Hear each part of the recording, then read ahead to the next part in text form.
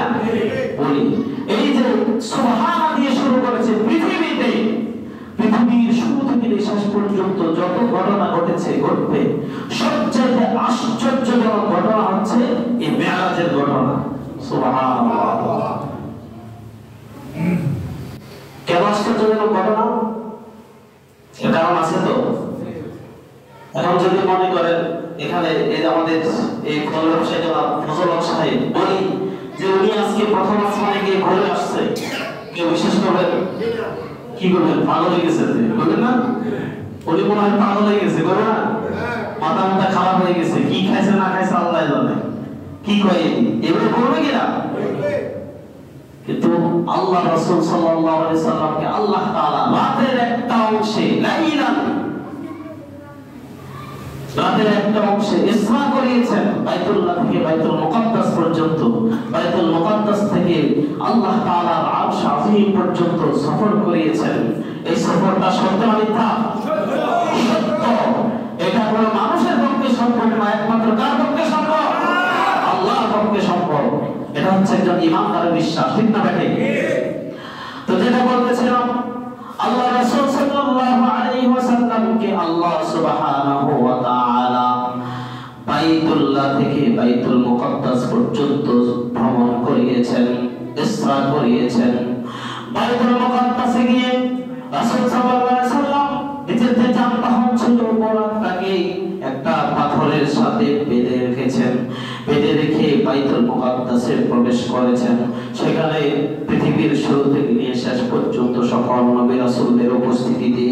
রাসূলুল্লাহর ইমামতিতে 2 রাকাত নামাজ আদায় করেছে কয় রাকাত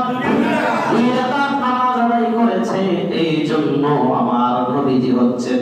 ইমামুল মুরসালিন ইমামুন নবিয়্যিন সকল নবীদের ইমাম সকল রাসূলদের ইমাম সুবহানাল্লাহ আমার নবীজি সেখানে নামাজ আদায় করলেন রাসূলদের সাথে নবীদের সাথে কথোপকথন হলো পরিচয় হলো সেখান থেকে বের হয়ে এবার উপরে ওঠার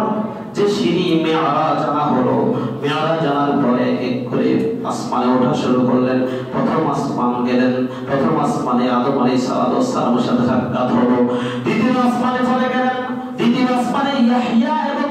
ঈসা আলাইহিস সালামের সাথে সাক্ষাৎ হয়েছে তৃতীয় আসমানে গেলেন ইউসুফ আলাইহিস সালামের সাথে সাক্ষাৎ হয়েছে চতুর্থ আসমানে ইদ্রিস আলাইহিস সালামের সাথে সাক্ষাৎ হয়েছে পঞ্চম আসমানে হযরত হারুন আলাইহিস সালামের সাথে সাক্ষাৎ হয়েছে ষষ্ঠ আসমানে হযরত মুসা আলাইহিস সালামের সাথে সাক্ষাৎ হয়েছে সপ্তম আসমানে জাতির পিতা হযরত ইব্রাহিম আলাইহিস সালামের সাথে সাক্ষাৎ হয়েছে জাতির পিতাকে মুসলিম মিল্লাতের জাতির পিতাকে মিল্লাতাবিকুম ইব্রাহিম হুয়া সাম্মাকুমুল মুসলিমিন তাহলে বলেন মুসলিম মিল্লাতের জাতির পিতার নাম কি ইব্রাহিম আলাইহিস সালামের সাথে সাক্ষাৎ হয়েছে কোন আসমানে আলোচনা মনোযোগ আছে নি মনোযোগ আছে তাহলে কিন্তু জবাব দিতে হবে আলোচনা শুনলাম কান চুপ করলাম বাড়িতে গেলাম হলো না এখান থেকে প্রথমে বলেছি আজকে আমাদেরকে জানতে হবে শিখতে হবে কি করতে হবে জানতে হবে শিখতে হবে আমার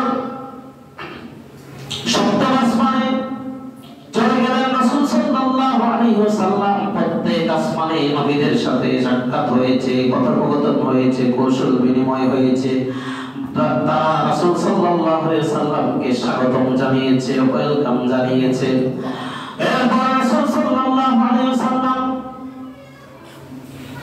সপ্তম আসমান পাড়ি দিয়ে সিদরাতুল মুনতাহা পাড়ি দিয়ে ৭০,০০০ নূরের পর্দা ভেদ করে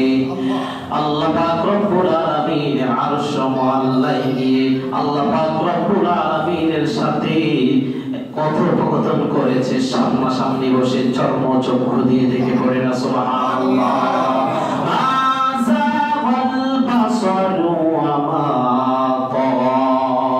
একজন আরেকজনের দিকে থেকে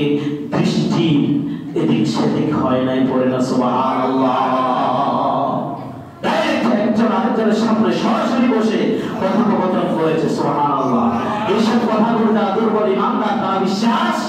করবে না। তারা বলে আল্লাহ পাক রব্বুল আলামিনের কাছে যাওয়া কারোর পক্ষে সম্ভব নয়। আল্লাহ তাআলা নিয়ে গিয়েছে, আল্লাহ তাআলা নিলে সম্ভব কি সম্ভব না? আল্লাহ পাক রব্বুল আলামিন তার হাবিবকে নিয়ে তার সাথে কথোপকথন হয়েছে, সেখানে কথোপকথন করেছে।